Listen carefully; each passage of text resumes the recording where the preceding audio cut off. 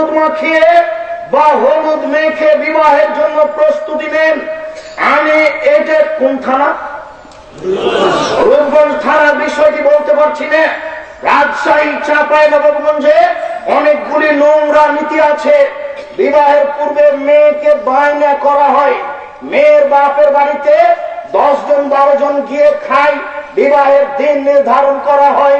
এই নীতি হারাম। বিবাহের পূর্বে একটা থুবড়া অনুষ্ঠান হয়, 3 দিন যাবৎ খাওয়ার অনুষ্ঠান চলে। গ্রামের লোকেরা সবাই মেয়েটার মুখে ক্ষীর তুলে দেয়। আশ্চর্য, ধর্ম এত নোংরা হতে পারে না। স্ত্রীর মুখে ক্ষীর তুলে দিতে হবে, তাহলে দানের নেকি হবে। ক্ষীর যদি না থাকে তাহলে বিস্কুট মুখে দিয়ে দিবেন স্ত্রীর। কিছুই যদি না থাকে পান্তা ভাত তো আছে, পান্তা ভাত স্ত্রীর মুখে তুলে দেন, দানের নেকি হবে। সারা গ্রামের লোককে মেয়ের মুখে ক্ষীর তুলে দিতে হবে। ধর্ম এত নোংরা, ধর্ম এত বোকা নয়।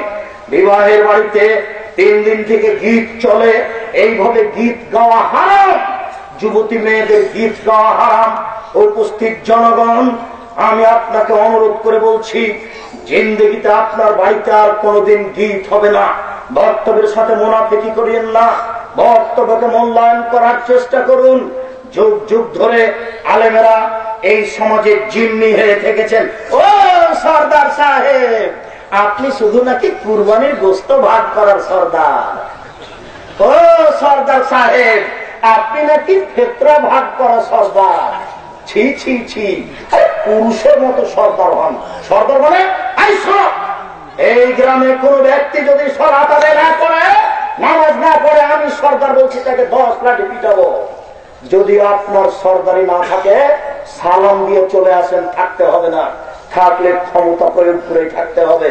এই গ্রামে, এই পাড়ায় যদি কোন বিবাহের বৈঠকে যুবতী মেয়ে গীত গায়, আমি ওই বিবাহ বন্ধ করে দিব। আমি সর্দার বলছি, নইলে মেয়ের পিতাকে 10 লাঠি পিটাবো। এইরকম ক্ষমতা দিয়ে আপনি সর্দারি করেন। আপনি কেন গোশত ভাগ করা সর্দারি করছেন? কেন আপনি ফেতরা ভাগ করা সর্দারি করছেন? কেন আপনি পঞ্চায়েত নির্ধারণ করা সর্দারি করছেন? এই নীতি আপনার না যায়, এটা কারণ, এটা পাপী। বিবাহের বৈঠকে রং মাখানো হারাম, বিবাহের বৈঠকে রং ছিটানো হারাম, বিবাহের বৈঠকে যুবতী মেয়েদের গীত গাওয়া হারাম। বিবাহের বৈঠকে এইরকম ভাবে নগ্ন মেয়ে সেজে যাবে। রাজশাহী চাঁপাইনবাবগঞ্জের ভাষাটা থেকে ডুলি বিবি বলে। ও ছেলে তো বুঝতে পারে না, আপনি খেয়াল করছেন না? ও যদি হাঁটে বা আপনার সামনে চলে তো আপনি আমার কথা ধরতে পারবেন না। আমার এক একটা কথা 1 কোটি টাকা মূল্য হিসাব করতে হবে, তাহলে আপনি বসে থাকতে পারবেন। এটা তো আপনাকে আমি কোনো কাহিনী শোনাতে আসেনি, কোন কেসা শোনাবো, খুশি হবেন, বাদাম খাবে না, সময় কাটবে, এটা নয়। এই হিসাব বাতিল করতে হবে, পাথরের মতো বসে থাকতে হবে, কথা মূল্যায়ন করতে হবে। এতগুলো মেয়ে রাজশাহী চাঁপাইনবাবগঞ্জের ভাষায় তাকে ডলি বিবি বলে। যুবক, কাপুরুষ তুমি, এতগুলো মেয়ে তোমার সাথে বিবাহে যাবে কেন? তুমি দেখতে পাও না ওরা পতিতালয়ের মেয়ে? তুমি দেখতে পাও না ওরা পতিতালয়ের মেয়ে হয়ে সেজে আছে? তোমার বিবাহের সূচনায় না, তোমার পরিবার আদর্শ কে বলেছে? কিয়ামত পর্যন্ত তুমি পরিবারকে আদর্শ করতে পারো কি করে? এতগুলি মেয়ে এইভাবে সেজে সাজসজ্জা গ্রহণ করে তোমার বিবাহে যাবে কেন? তোমার বিবাহে 5 জন মুরব্বী যাবে, 50 জন যুবক যাবে কেন? কমিউনিটি সেন্টারকে আমরা হারাম বলিনি। কমিউনিটি সেন্টারে তুমি যাও, 10 জন মুরব্বীকে নিয়ে যাও, এতগুলো যুবক চেংড়া ছুল্লুকে নিয়ে গেলে কেন? এইসব রং মাখানো পতিতালয়ের মেয়েগুলিকে নিয়ে গেলে কেন? শুনুন, আপনার মেয়েকে কমিউনিটি সেন্টারে একজন পুতুল হয়ে সে বসে থাকবে, হাজার হাজার শত শত জনগণ তাকে দেখবে আর টাকা দিবে। ওটা কি জেনার বাক্স খুলেছে? ধর্মকে কি পাগল পেয়েছেন? ধর্ম কি কারো হাতে জিম্মি? ধর্ম একজন মানুষের হাতে জিম্মি, মোহাম্মদ সাল্লাল্লাহু আলাইহি সাল্লাম তার নাম। পৃথিবীর কোন মানুষের হাতে জন এই ধর্ম জিম্মি নয়। এই নীতিকে কত দিতে এসেছে যুবক, তুমি বলে রেখো। এই কমিউনিটি সেন্টারে মেয়ে সেজে থাকবে, এর মুখে লাথি মারতে জন্ম নিয়েছে যুবক, একে জীবিত রাখতে জন্ম নিনি। কার পুরুষ তুমি? তুমি তওবা করে উঠো আজকে।